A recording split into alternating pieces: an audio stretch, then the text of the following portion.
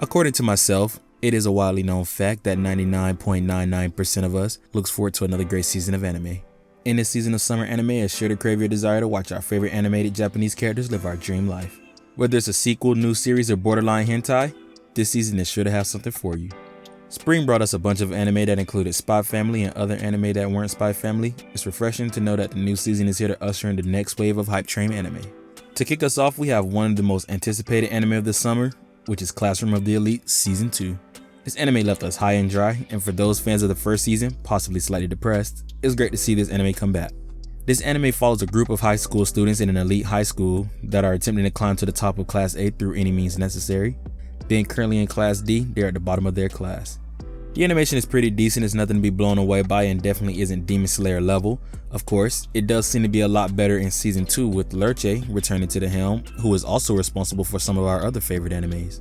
While the overall plot of the first season was decent, I found myself really involved with the individual characters themselves and how they interacted, as opposed to the story, because it seemed like they each had their own mysterious secrets that we needed to try to figure out. One of those secrets being a classmate who is a student by day and OnlyFans model by night, and for that simple reason is now one of my favorite all-time anime characters. Keeping you drawn in for the revelation of the next big twist, this anime really develops the core characters. For example, our protagonist in the end pulls off one of the coldest closing lines in the anime season, declaring he will rise to the top and use anyone he needs to do so. I'm sure this anime is sure to be one to look out for, because I know I definitely will be, and not because of the OnlyFans chick or anything like that, or even the ecchi tag. Next up, we have one of the greatest isekai that started it all. We got Overlord. Overlord is coming in hot in his 4th season and does not show any signs of letting up soon. This amazing series is home to our main character Ainz, as he displays his OP skills and flex all over the supporting characters like a straight up Chad. Now honestly, I didn't think this anime would get a 3rd season, let alone a 4th, but here we are. Animation has been greatly improved on in this 4th installment coming from Madhouse, and it'll be great to see how seamless they smooth out the CGI. Overlord Season 4 comes out early summer, so be ready to join the OG Skeleton Knight and his companions on their various endeavors. This next one we have here is another isekai, which is the holy grail of all genres by the way. We have My Izuka Life. On the side of new anime for the season, My Izuka Life explores Yuji Sano, who is summoned to another world per the genre's terms and conditions. Yuji is summoned to a new world, assigned the role as a monster hunter from a boring desk job as a U-Haul employee. Just kidding, but he is summoned to another world, and due to his classification as a monster hunter, gains a 2nd class in the process. The animation looks pretty good and the premise is simple. Revo Root is the studio helming this project, which is the same studio that is responsible for another slime project. I've been killing slimes for 300 years and maxed out my level.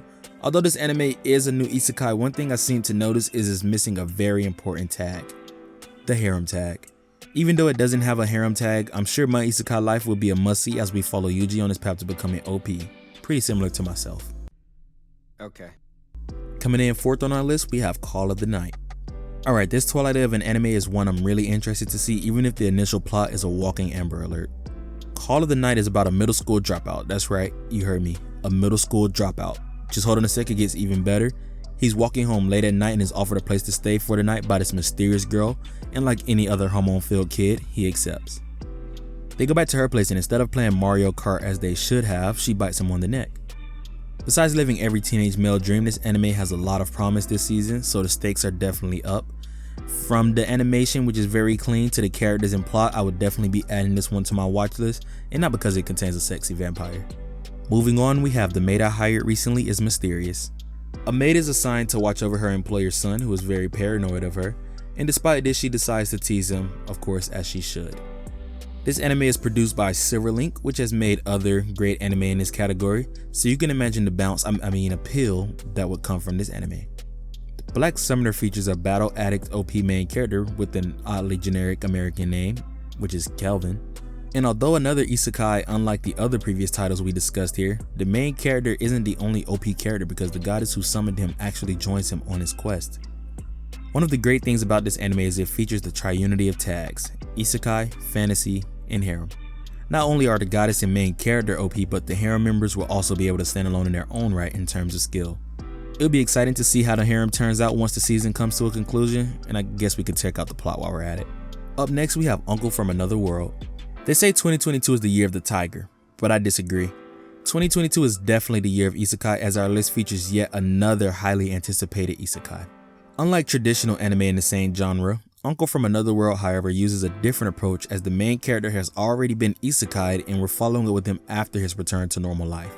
Gakuto was in a coma for 17 years, and when he returns to the other world, discovers he has powers and that he is also 34 years old now. Although the plot synopsis is very simple for this anime, I'm sure there's more than meets the eye for it. I'm excited to check out the concept of this anime and to see how the story approaches and makes for a good plot when the main character is sent to real life with powers, unlike our guy Kirito. Now we have Donmachi Season 4. Donmachi is actually one of my favorite anime series. It features Belle Cornell as he is part of Lady Brestia's family and reaches to become a great adventurer of the dungeon. The second season drew a lot of criticism, but honestly I really enjoyed that season.